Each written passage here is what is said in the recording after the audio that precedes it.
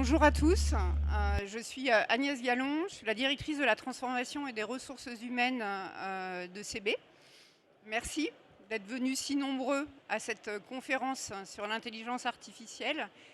Pourquoi cette conférence sur l'intelligence artificielle? Et j'ai envie de dire pourquoi encore une nouvelle conférence sur l'intelligence artificielle et pourquoi cette conférence au sommet CB? Parce que l'intelligence artificielle, et je ne vous apprends rien, est un sujet sociétal, et c'est aussi le propre de CB que de traiter de sujets de société au cours de ces rencontres que CB organise pour l'écosystème du paiement.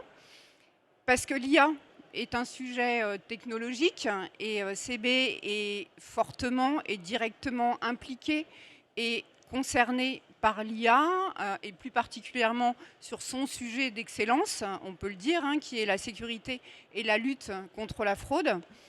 Et enfin, parce que l'IA est aussi un sujet humain, cela va sans dire, et pour le coup, on le sait peut-être un petit peu moins, mais CB est tout autant fortement impliqué et concerné par ce volet. J'en veux pour preuve, tant est qu'il faut l'illustrer, la participation de CB à l'élaboration du rapport de la Human Technology Foundation qui s'appelle l'IA et le futur au travail, qui est paru en janvier 2025 et qui a été commandité par les pouvoirs publics pour le sommet de l'IA qui s'est tenu à Paris en février de cette année.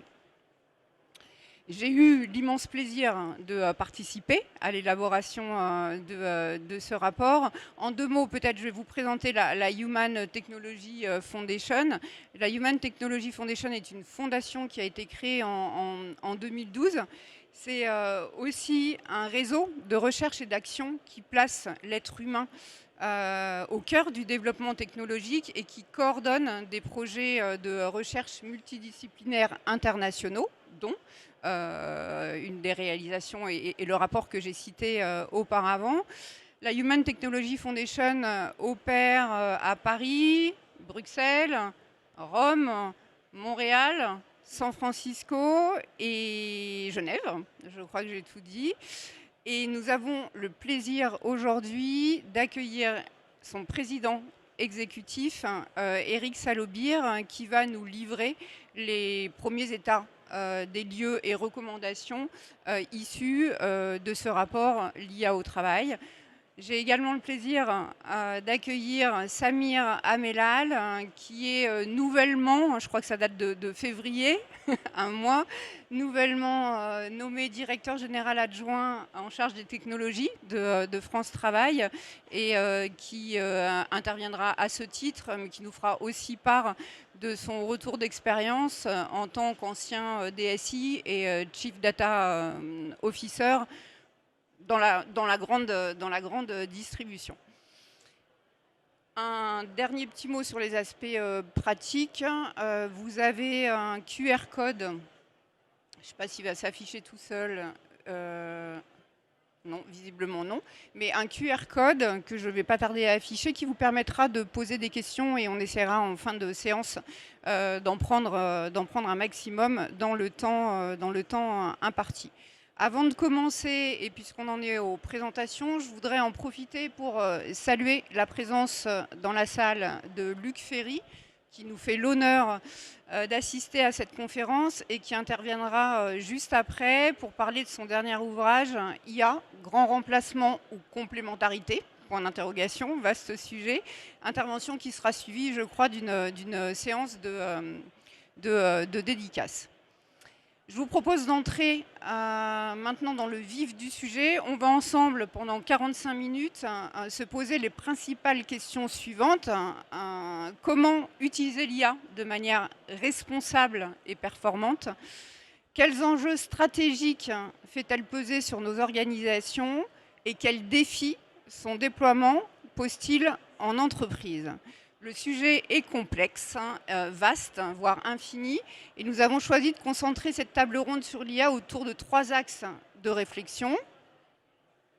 qui sont ceux qui sont affichés derrière moi, confiance des collaborateurs, contrôle de son utilisation et création de la valeur. Première question à Eric Salovir, comment selon vous peut-on instaurer un climat de confiance en entreprise? Que démontre le rapport sur le sujet et quelle en est votre analyse? Et est-ce que le traitement de ce point en amont est essentiel et si oui, pourquoi? On pourrait déjà faire une conférence juste avec ce sujet, mais là, on a 5 minutes. Mais je vais m'en tenir à quelques minutes. Merci beaucoup Agnès. Bonjour à tous. Merci beaucoup de m'avoir invité. Très heureux d'être là. En quelques mots, effectivement, ce rapport, nous l'avons fait à la demande d'un certain nombre d'acteurs, y compris privés, parce qu'on voyait une inquiétude au sein des équipes, au sein des partenaires sociaux, du coup au sein des DRH et du coup au sein des COMEX dans un certain nombre d'entreprises françaises et européennes. Et en fait, on s'est dit que cette inquiétude, elle avait forcément un objet. Et en fait, on s'est rendu compte en regardant un peu en détail que l'inquiétude, pour une première fois, elle n'était pas seulement liée à l'emploi, c'est-à-dire est-ce que je vais perdre mon emploi ou pas, même si ça fait partie des questions, et la question du remplacement c'en est une, mais aussi liée à la fiche de poste, à la nature du travail, à la façon dont l'employeur pourrait contrôler plus ou moins le travail qui est fait, également à l'utilisation des données. Est-ce qu'à un moment, l'entreprise va utiliser les données de façon éthique ou non éthique? Est-ce que c'est en accord avec, on va dire, mon éthique personnelle? Et puis, est-ce que ces technologies sont déjà suffisamment fiables et matures pour ne pas mettre le collaborateur ou la collaboratrice en difficulté vis-à-vis de ses clients ou de sa hiérarchie? Donc on voit que c'était des véritables inquiétudes. Et en parallèle, c'est une espèce de paradoxe, on voit aussi une adoption assez forte, au moins de la part de toute une partie des équipes. Et on voit que il y a même ce qu'on appelle le shadow AI, c'est-à-dire en fait une utilisation clandestine de l'intelligence artificielle. En Grande-Bretagne, c'est 30% des utilisateurs professionnels d'intelligence artificielle qui payent eux-mêmes la licence de l'outil qu'ils utilisent. Alors, est-ce que c'est parce que l'entreprise ne fournit pas d'outils ou pas d'outils assez performants? Est-ce que c'est parce qu'ils veulent se garder des marges de productivité pour eux? Parce que quelque part, mais ça dit quand même un peu une défiance vis-à-vis de la direction, ils préfèrent un peu contrôler la façon dont ils travaillent? Ou est-ce que c'est parce que quelque part, ils ont un peu honte? Est-ce qu'on est encore dans un temps où on a l'impression que faire quelque chose avec une IA, c'est un peu tricher? C'est peut-être un peu des trois. Mais dans tous les cas, ça pose la question de la confiance. Notamment, les deux derniers posent fortement la question de la confiance. Et c'est assez amusant parce que pour préparer ce rapport, donc qui est un rapport officiel, on a eu une réunion de dirigeants d'entreprises français et italiens à l'ambassade de France à Rome. Et quelqu'un a posé la question, on avait envoyé quand même beaucoup de documents de lecture préliminaire, c'est des gens qui n'ont pas beaucoup de temps, et il y en a un qui a dit, mais qui d'entre vous a utilisé une IA pour préparer cette réunion et résumer, tout le monde a levé la main. Et ensuite, la même personne a posé la question, qui l'aurait dit à son patron? Et là, on a vu que toutes les mains se baissaient. Et c'est quand même des patrons du CAC 40, quoi. Enfin, et on a l'impression qu'ils étaient pris comme des enfants en train de faire une bêtise. Et donc en fait, c'est vrai qu'il y a une réflexion à mener sur la façon de rendre l'IA, et notamment l'IA générative, réellement, désirable et de faire en sorte que les gens l'adoptent. Et donc, effectivement, on se rend compte que ça nécessite d'abord de placer l'humain au centre. Tu en parlais, et c'est vrai que c'est l'un des points clés pour CB, et c'est aussi un des points clés pour nous, c'est de voir comment on a cet empowerment dont je pense que Luc Ferry nous parlera assez largement. C'est aussi de voir quel rapport on a entre l'humain et la machine. C'est-à-dire que dans un certain nombre de cas, on voit que l'IA vient comme un assistant du collaborateur ou de la collaboratrice, mais dans d'autres cas, c'est l'humain qui travaille pour la machine. Un chauffeur Uber, il fait ce que lui dit l'algorithme de l'application Uber. Un employé dans un entrepôt d'un certain nombre de grands distributeurs, il fait exactement ce que lui dit l'algorithme qui est sur son brassard ou sur sa tablette. Et donc en fait, il y a quand même toute une partie des humains qui travaillent déjà pour des machines. Et puis, il y a aussi des situations où on va dire que, effectivement, la machine peut arriver à remplacer l'humain. Donc la question, c'est comment est-ce qu'on crée cet empowerment? Comment est-ce qu'on met l'humain vraiment au centre? C'est clé, à mon sens, en termes de rétention des talents. C'est clé en termes de rétention aussi du savoir en entreprise. Et on voit qu'en fait, c'est quand même l'une des grandes difficultés. L'IA générative, elle permet de faire beaucoup de choses et probablement elle va permettre d'embarquer très vite des jeunes collaborateurs, des jeunes collaboratrices qui vont, à partir de quelques prompts, donner l'impression qu'ils sont très très à l'aise. Mais est-ce que ça risque pas quelque part aussi de cacher des lacunes? Est-ce qu'on risque pas d'avoir une courbe d'apprentissage qui soit comme ça, très rapide au début, mais qui plafonne, alors qu'avant la courbe elle était lente au début, mais ensuite, une fois qu'on connaissait bien le métier, on pouvait aller très haut.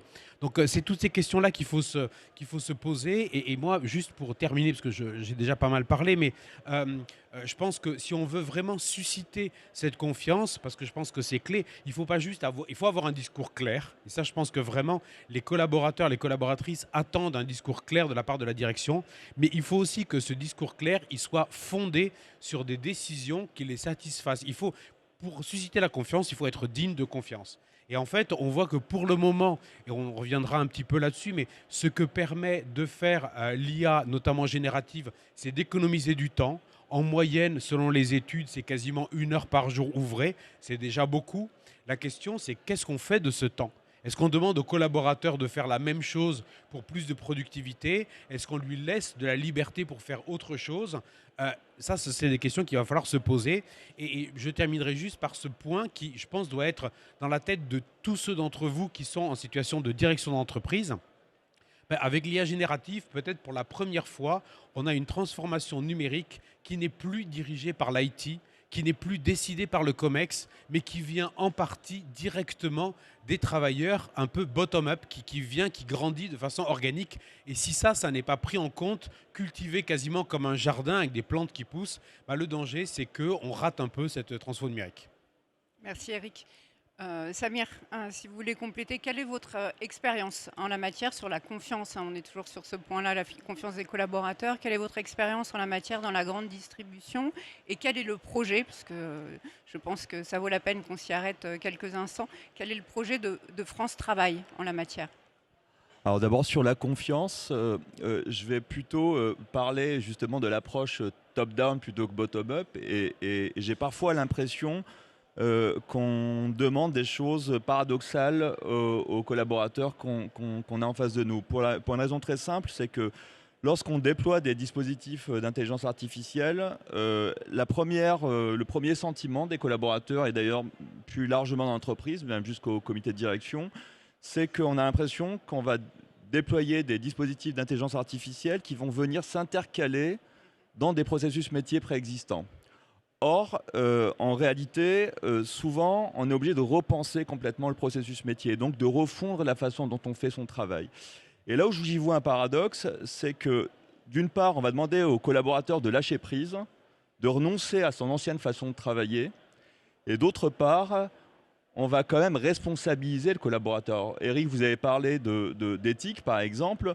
La question de l'éthique, la question de la responsabilité reste entre les mains du collaborateur. L'IA, c'est comme tout objet, quelque chose qui... Alors, je ne me risquerai pas à faire de la philosophie en présence de Luc Ferry, mais l'IA, c'est un objet amoral par définition, c'est un objet. Et donc, la morale qu'on vient y apposer, c'est la morale de l'entreprise, la morale du collaborateur, en tout cas une morale humaine.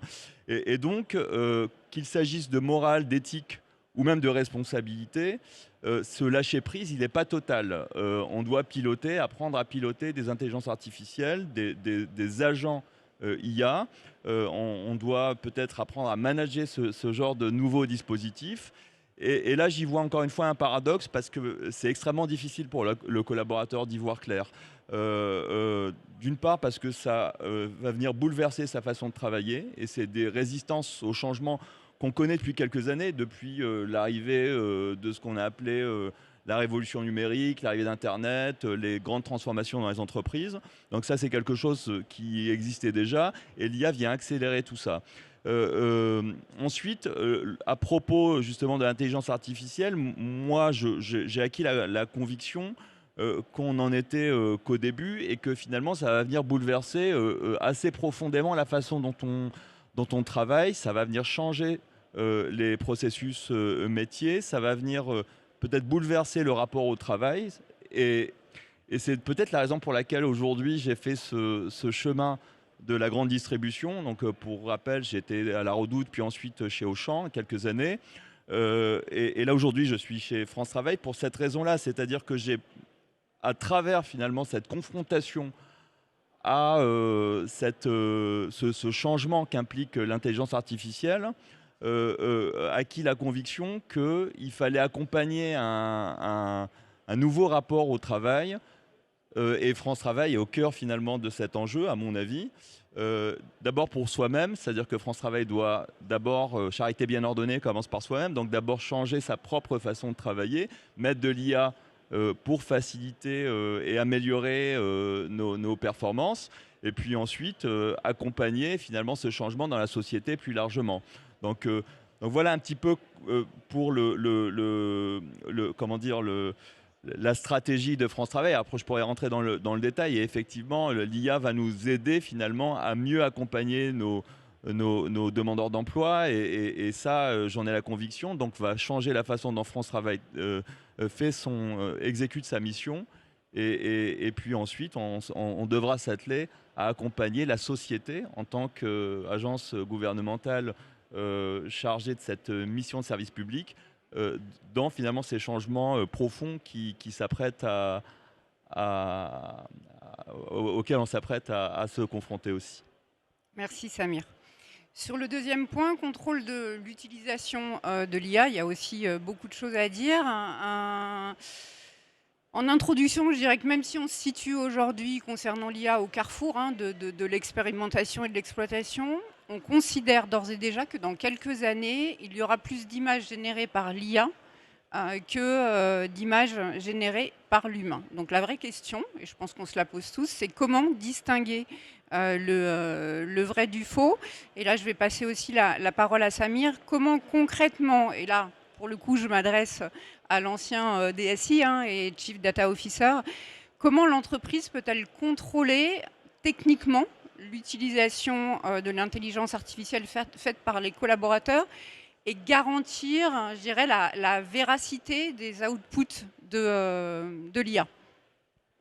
Alors c'est vrai que c'est un vrai problème finalement auquel on est confronté, et surtout quand on parle, notamment quand on parle d'IA bottom-up, l'IA dont parlait Eric, parce que ce sont des collaborateurs qui se saisissent eux-mêmes de dispositifs.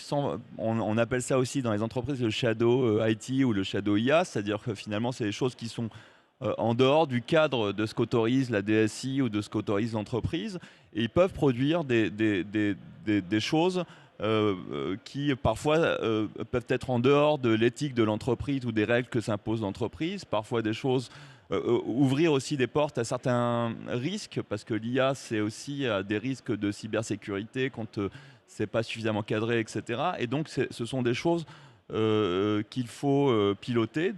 Un DSI se doit de piloter ces choses-là. Ça ne signifie pas qu'il doit empêcher les collaborateurs de se saisir de ces IA. Eric le disait, l'IA bottom-up, c'est quelque chose de très important. Il faut que les collaborateurs se saisissent eux-mêmes de ces sujets. Toujours est-il qu'il faut un cadre et charge au DSI d'imposer ce cadre. Après, il y a aussi des difficultés d'ailleurs techniques qui commencent à se manifester. Vous parliez de contenu produit par l'IA, de photos produites par l'IA. Là, pour les ingénieurs qui produisent des intelligences artificielles chez Mistral, chez OpenAI, etc., on se rend compte que ces IA qui se nourrissent aussi de données, se nourrissent de données produites par d'autres IA. Il y a une forme d'autophagie, si je puis dire, qui appauvrit finalement la qualité de ces intelligences artificielles. Et donc c'est aussi une problématique technique qu'il faut résoudre. Mais en réalité, je pense que la vraie réponse, c'est de s'imposer un minimum de cadre et un minimum de règles quand on utilise l'IA pour ne pas tomber justement dans l'utilisation, dans une utilisation qui est inappropriée ou ce genre de choses. Merci Samir. Eric, l'IA est en train de remodeler notre façon de travailler, d'interagir, de vivre. Ça apporte un certain nombre d'avantages majeurs dans de nombreux domaines, mais il y a une question qui surgit de plus en plus aujourd'hui, c'est la suivante. N'y a-t-il pas un risque de reproduction des préjugés et des discriminations du monde réel, d'alimentation des divisions et de menaces des droits de l'homme et des libertés fondamentales si on ne met pas de garde-fous éthiques. Alors, sachant que l'IA fonctionne par apprentissage et par renforcement, effectivement, les biais existants dans les données, ce n'est pas un risque, c'est une certitude de les retrouver ensuite dans les modèles. Ça, c'est tout le danger. Nous, avec la Fondation, on a beaucoup travaillé sur la justice prédictive avec les Américains qui essayaient de voir comment on pouvait remplacer certains juges pour l'application des peines par des IA qui seraient censés être neutres et jamais racistes, etc. Alors, sous prétexte qu'ils nous disaient, mais vous vous rendez compte que, par exemple, comment dire, les cas qui sont jugés après le déjeuner sont souvent jugés de façon beaucoup moins sévère qu'avant le déjeuner parce qu'un juge qui a faim, c'est un juge grognon. Bon, d'accord, je veux bien. Mais en fait, le problème, c'est qu'ils ne se sont pas rendus compte que, par exemple, aux États-Unis, un crime sur 2 par arme à feu implique un homme afro-américain. Est-ce que ça veut dire que c'est une population plus dangereuse? Non. Le problème, c'est que l'IA, en fait, elle va fonctionner par corrélation, elle ne va pas fonctionner par causalité, et elle aura du mal à suivre le fil. Et donc, le danger, c'est effectivement de se trouver avec un certain nombre de biais. C'est évident qu'ils seront là. Moi, je rejoins tout à fait Samir sur ce que tu disais sur la nécessité de fixer des cadres. La vraie question, c'est comment, et je pense que là aussi, ça n'est pas seulement une question de DSI. Je pense que c'est une question de responsabilité de l'ensemble de l'entreprise. C'est une question de responsabilité du dirigeant et du conseil d'administration. Et moi, quand je regarde les sociétés du CAC 40, il y en a un certain nombre qui se sont déjà dotés d'une charte éthique de l'IA et de la donnée structurée, bien fichue. C'est le cas du groupe La Poste, par exemple. Je suis au comité de l'éthique de l'IA et de la donnée du groupe La Poste. Il y a un travail qui a été fait déjà depuis plusieurs années pour s'assurer que tous les projets du groupe soient bien en conformité avec cette charte. Et en fait, ça paraît évident comme ça, mais en fait, formuler ces valeurs, les ranker dans le bon ordre. C'est-à-dire, si vous dites ma priorité c'est la sécurité ou ma priorité c'est la transparence, ben forcément vous n'allez pas arriver aux mêmes solutions technologiques. Donc là, à un moment, il faut être capable de faire des choix. Et je pose, moi, en tant que spécialiste d'éthique pratique, c'est juste, moi je suis ni philosophe ni spécialiste d'IT, ce que je vois clairement, c'est que l'éthique, c'est avant tout une capacité à gérer des conflits de devoirs. Pas juste qu'il y a des choses qui sont bien et des choses qui sont mal, c'est que il y a des solutions qui sont pour la plupart toutes imparfaites. Il faut essayer de trouver le meilleur compromis. Et dans ce compromis-là, être clair sur ses valeurs et être sûr que les collaborateurs sont clairs sur les valeurs de l'entreprise et y adhèrent, c'est quelque chose de particulièrement important. Et on a déjà travaillé avec d'autres groupes, je pense à AXA, Air Liquide, KPMG ou d'autres, justement pour faire ce travail collectif, pour s'assurer que tout le monde était bien au carré sur les valeurs. Et ça, c'est capital. Ensuite, ces valeurs, on peut les décliner dans des principes un peu plus pratiques et ensuite dans des injonctions qui, elles, vont évoluer à mesure que la technologie évolue. Mais à mesure que la technologie évolue ou même que le business évolue, les valeurs de l'entreprise, elles ne vont pas forcément muter immédiatement.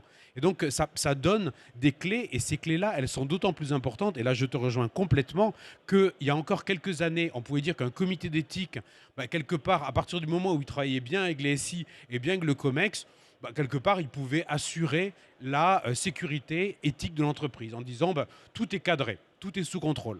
Maintenant, vu que la plupart des IA génératives sont general purpose, donc elles peuvent être utilisées pour à peu près tout et n'importe quoi, eh bien, la responsabilité revient particulièrement à l'utilisateur ou à l'utilisatrice, d'où la nécessité d'une formation et d'un accompagnement. Et je pense que parmi ce que tu évoquais de changement dans les structures, moi je pense qu'effectivement, ça va bouleverser les structures. On en parlera tout à l'heure quand on parlera de création de valeur. Mais je pense que le rôle du middle management va complètement changer.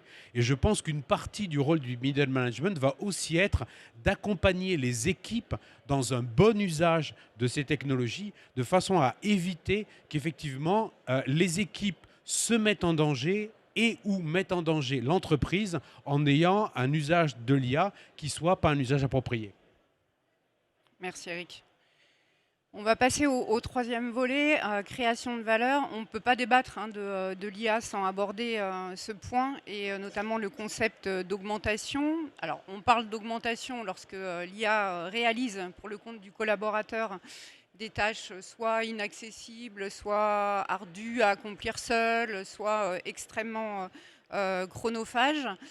On a des informations contradictoires sur ce sujet de création de valeur, c'est le moins qu'on puisse dire. Je pense, et le rapport de la Human Technology Foundation y fait référence à une étude allemande sur la radiologie qui a permis de démontrer qu'on pouvait améliorer la précision des diagnostics de 15 à 20% et de réduire de 30 à 40%, je lis mes notes, le temps que les radiologues consacrent à l'analyse d'images et qui plus est avec l'IA comme tiers de confiance. On a vu tous la publication d'une étude très récente du Boston Consulting Group qui s'intitule, et le titre en lui-même interpelle, comment les gens peuvent créer et détruire de la valeur grâce à l'IA générative. Donc, je ne vais pas développer cette étude, mais cette étude en 2 mots, puisqu'on n'a pas le temps, elle démontre que sur un panel quand même de 750 jeunes consultants du BCG, que quand on crée 2 groupes, un qui utilise l'IA et l'autre qui n'utilise pas l'IA, au départ, sur des problèmes simples, celui qui utilise l'IA a des résultats plus efficaces, plus prometteurs. Mais dès qu'on passe au sujet du problème complexe, le chemin s'inverse. Je vous laisserai consulter cette étude. Mais en tous les cas, force est de constater qu'aujourd'hui, on a des choses qui sont pour le moins contradictoires. Eric, comment peut-on s'y retrouver dans ces informations contradictoires? Et est-ce qu'on peut aujourd'hui distinguer les secteurs pour lesquels l'IA est une valeur ajoutée et ceux pour lesquels elle n'a pas d'impact? Et qu'en est-il du sujet création d'emplois versus destruction d'emplois? Alors, c'est une question difficile. Alors, sur la partie de l'humain augmenté, là, on entre dans la philosophie. Donc, je vais laisser à un philosophe le soin d'aborder la question. Donc, moi, je parlerai juste de création de valeur. Et je pense qu'effectivement, la façon dont tu formules la question est très intéressante parce que souvent, le premier mot que tout le monde a à la bouche, c'est le mot de productivité. C'est comment on peut accroître la productivité. Et c'est vrai que ces systèmes coûtent assez cher. Et donc, la plupart des comités exécutifs ou la plupart des administrateurs veulent un cashback, ils veulent récupérer leur investissement. Et je pense que peut-être que c'est parfois une valeur une vision un peu court-termiste. Et je crois qu'effectivement, dans un premier temps, peut-être que l'IA, moi, je comparerais de façon très pratique son déploiement au déploiement du protocole HTTP dans les années 90 et 2000.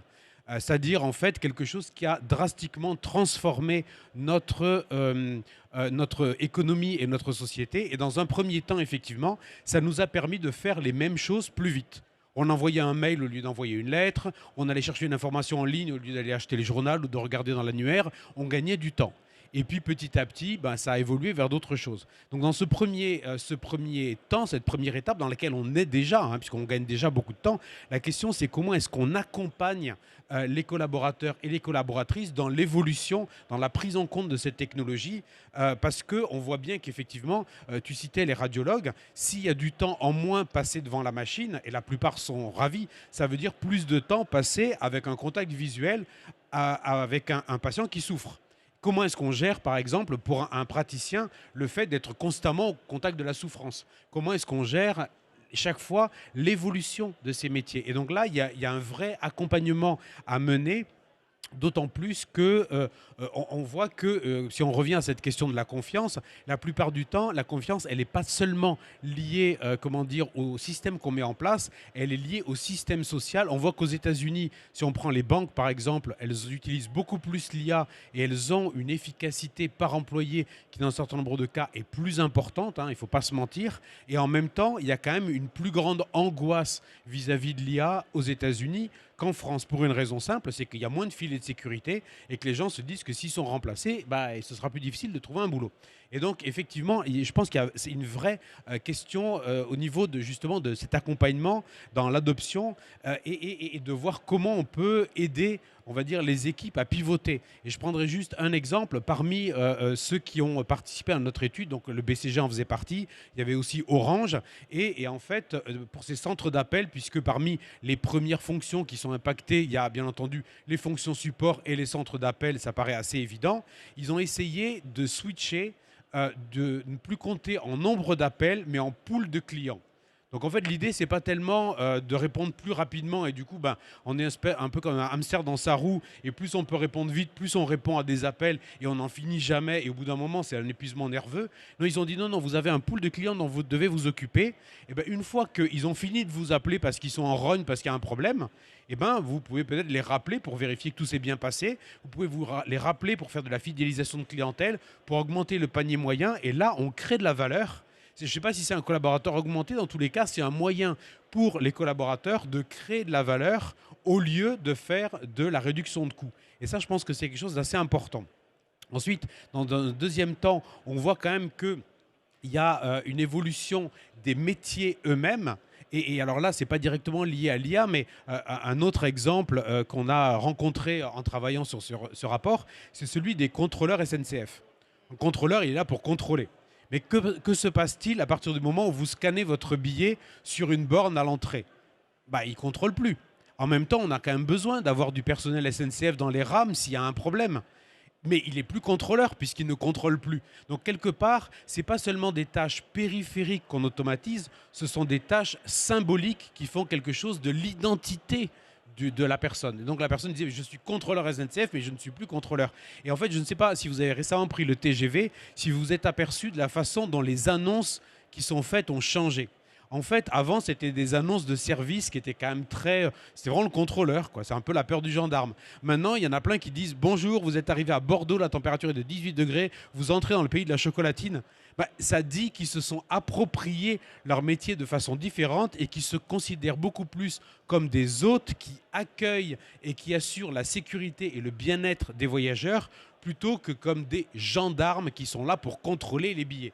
Et c'est, je pense, comme ça qu'il va falloir aider chaque profession à pivoter.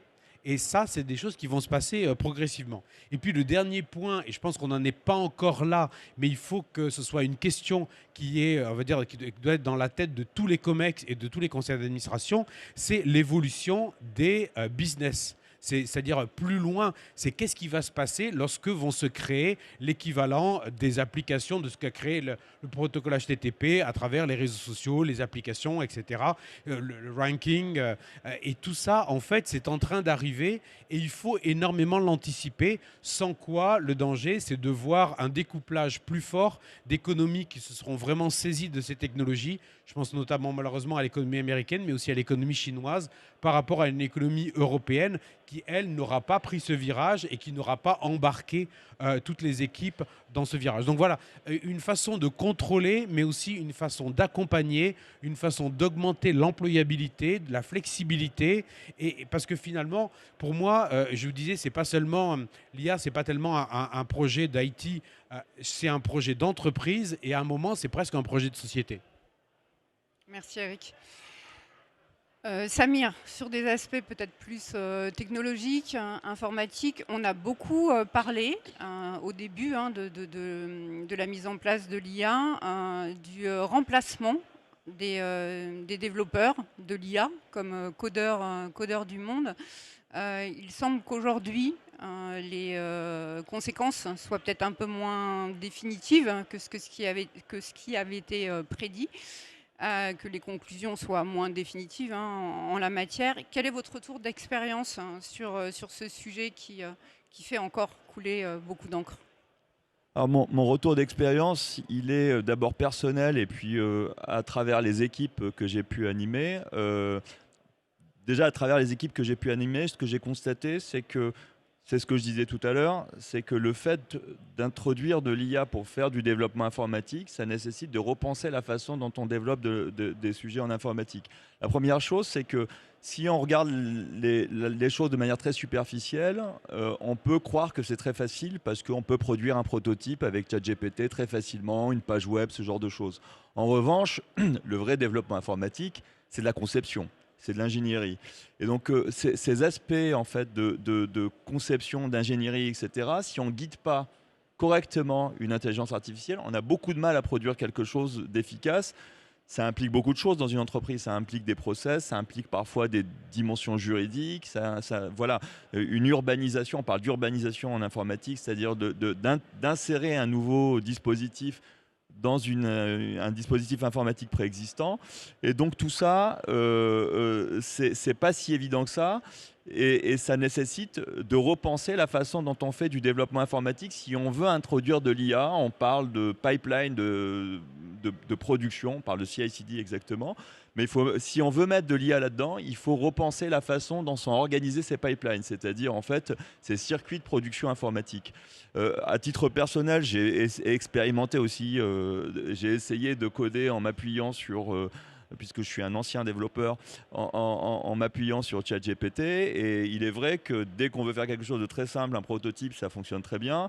Dès qu'on veut faire quelque chose d'un peu plus compliqué, il faut quand même connaître l'informatique pour aider ChatGPT à produire quelque chose d'efficace.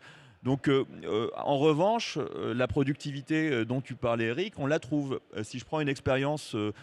mon expérience juste avant chez Auchan, on avait par exemple des dispositifs d'informatique très anciens, et comme dans beaucoup d'entreprises qui datent comme Auchan ou même France Travail, etc., où on a finalement superposé des strates d'informatique au fil des années. On a perdu finalement la maîtrise de ces outils informatiques, c'est-à-dire qu'ils ne sont pas documentés, on ne sait pas exactement comment ils fonctionnent, et quand on veut les remplacer, parce qu'ils sont trop anciens et qu'ils dysfonctionnent, on ne sait plus faire parce qu'on n'a pas de documentation. Et donner du code informatique, par exemple, à ChatGPT ou à d'autres IA pour faire du reverse engineering, c'est-à-dire pour nous expliquer ce qu'on a voulu faire au moment où on a fait ces outils grâce finalement à l'interprétation du code informatique, ça fonctionne plutôt bien et ça nous fait gagner un temps fou et c'est très efficace. Donc voilà, je pense qu'il ne faut pas jeter le bébé avec l'eau du bain, si je puis dire, et il faut se dire qu'une bonne utilisation nous permettra d'être plus productif. Et enfin, je finirai juste sur un point que Eric, tu as évoqué, c'est que ça ne signifie pas qu'on va enlever l'humain finalement de ces métiers. Chez Auchan, par exemple, on avait un magasin autonome. Alors, c'était une autre forme d'IA, ce n'était pas l'IA générative, c'était des caméras qui faisaient du computer vision, donc des IA qui permettaient de suivre les clients et de voir ce qu'ils prenaient dans les rayons, ce qui nous permettait de ne pas avoir de caisse, c'est-à-dire qu'on prenait le produit dans les rayons et puis ensuite on pouvait sortir directement du magasin. Et ça ne veut pas dire qu'on n'avait pas de personnel dans les magasins. Il y avait des personnels pour accompagner le client, pour discuter avec les clients, les aider à comprendre, du personnel pour la sécurité. Et donc, ça repositionne, comme le disait Eric, le collaborateur sur d'autres types de fonctions et sur une approche différente et peut-être des approches plus valorisantes, plus humaines. Merci Samir. On est dans les temps, bravo. On va peut-être prendre une question du public. Je sélectionne parce que je sais qu'il y avait un thème que vous auriez aimé aborder. Comme on a un petit peu de temps, je vais peut-être le privilégier. Il y a une question qui est la suivante. De façon à mettre en place, puisque c'est le thème de la conférence, une IA responsable et performante, quels sont selon vous les soft skills à acquérir pour une meilleure intégration de l'IA? Je laisserai peut-être Samir répondre sur les aspects techniques et peut-être pour introduire le sujet, puisque le rapport consacre une large partie au développement des compétences. Je vais peut-être en dire deux mots en tant que DRH. Moi, j'ai été frappée par une étude récente de l'OCDE qui montre que depuis les années 80, dans les années 80, pardon, il fallait à peu près 30 ans avant que les compétences soient obsolètes, alors qu'aujourd'hui, on parle d'une durée de 2 ans, et on échangeait avec Samir avant la conférence. Pour certaines d'entre elles, ce sont des durées encore encore plus courte. Donc il va sans dire que nécessairement l'intégration de l'IA entraîne le développement de compétences informatiques. On a parlé tout à l'heure du prompt engineering, l'analyse de données. Mais en tant que DRH, puisque beaucoup de DRH ont aussi participé au rapport de la Human Technology Foundation, on voit, et c'est plutôt rassurant, que la mise en œuvre de l'IA entraîne de plus en plus la nécessité de développement de capacités fortement humaines. Je ne vais pas revenir sur l'étude du Boston Consulting Group parce qu'il y en a plein d'autres, mais en tous les cas, ça met en avant la nécessité aujourd'hui pour les collaborateurs d'acquérir de nouvelles compétences, des soft skills comme on dit, qui sont la créativité, la capacité de discernement, l'analyse de problèmes complexes. Et je dirais qu'au-delà des soft skills, ça met aussi en évidence la nécessité d'intégrer de nouvelles compétences, on va dire, émotionnelles et situationnelles, l'adaptabilité, le leadership, etc. Je vais vous laisser compléter, Eric, mais juste en conclusion, en ce qui me concerne, je trouve que l'IA aujourd'hui bouleverse la hiérarchie des compétences et met en évidence que ces compétences sont devenues aujourd'hui des compétences clés, d'une part en entreprise, et pour le sujet qui nous préoccupe, le contrôle de l'utilisation de l'IA et son intégration éthique en entreprise. Alors, moi, je suis entièrement d'accord. Alors, sur savoir ce qu'on doit apprendre, moi, j'ai jamais été ministre de l'Éducation, hein, mais je peux dire que ce qu'on voit du côté de l'entreprise, c'est qu'effectivement, on va dire, ce qui fait la force des meilleurs a évolué avec le temps. Au début de la révolution industrielle, c'était la force brute, la force physique qui comptait dans les aciéries, etc. Puis on est passé à la rapidité avec le Fordisme, le Taylorisme. Celui qui était rapide, souvenez-vous de Charlie Chaplin dans les temps modernes. Celui qui était rapide sur la chaîne de montage, c'est celui qui était le plus, le mieux récompensé. Puis on est passé sur des choses qui étaient autour de la dimension de la créativité. Et on voit qu'en même temps, même là, quelque part, l'humain est un peu challengé par l'IA, accompagné et challengé. Et on voit que maintenant, c'est de nouveaux sets de compétences qu'il faut développer. Donc petit à petit, le focus est en train de se déplacer. Et je pense qu'effectivement, il y a un vrai travail à faire pour toutes les entreprises pour à la fois identifier les compétences qu'il faut envisager de déprioriser, parce qu'on ne peut pas toujours rajouter des choses à apprendre sans en enlever certaines. Il y a des choses à maintenir, il y a des choses à renforcer. Et parmi les choses à renforcer, il n'y a pas seulement, il y a bien entendu toute cette dimension beaucoup plus humaine, parce que tout ce qui est automatisé va nous permettre d'interagir beaucoup plus avec les clients, avec les collaborateurs, etc. Donc ça, effectivement, ça va être fortement valorisé. On parlait tout à l'heure du rôle du middle management. Je pense que le rôle le manager devient petit à petit un coach, c'est évident. Il y a toute la dimension du discernement qui est absolument capital.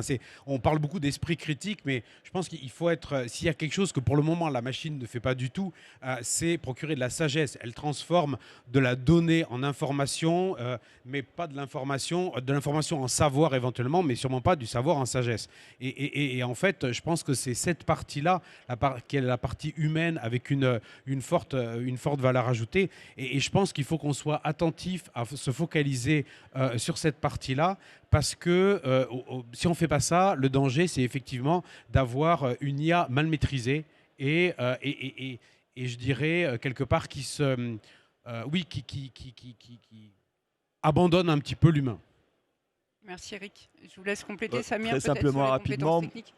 moi ce que je dirais, c'est qu'à propos des compétences qu'on doit garder, et pour l'instant, parce que je ne sais pas si ça va durer, c'est les compétences de conception. C'est-à-dire que comme l'IA est capable d'exécuter un certain nombre de tâches pour nous, je pense qu'on va confier ces tâches de plus en plus à l'IA. Et puis il y a l'IA agentique qui arrive, c'est-à-dire qu'il va exécuter plus directement avec très peu d'intervention humaine des tâches, et c'est en train de se matérialiser.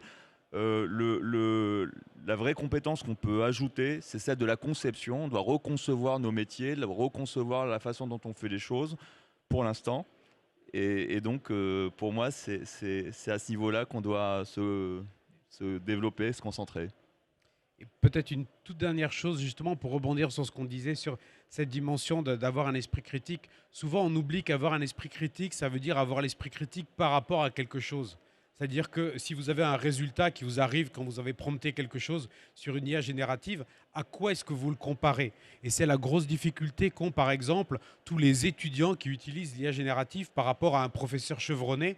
Bah, le professeur chevronné qui, lui, a déjà eu plein d'assistants de recherche, des doctorants, etc. Il sait repérer ce qui marche, ce qui fonctionne, ce qui ne fonctionne pas. Il a de la distance, il a de l'épaisseur, on va dire. Et ça, cette compétence métier profonde qui, comment dire, est un peu techno-agnostique, qui, elle, comment dire, est profondément ancrée dans ce qu'est l'entreprise et dans ce que fait l'entreprise, ça se périme pas facilement et c'est absolument nécessaire parce que c'est le point de comparaison.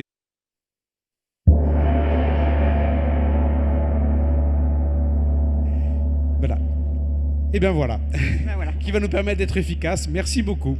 Merci à tous et on laisse la parole dans un quart d'heure à Luc Ferry.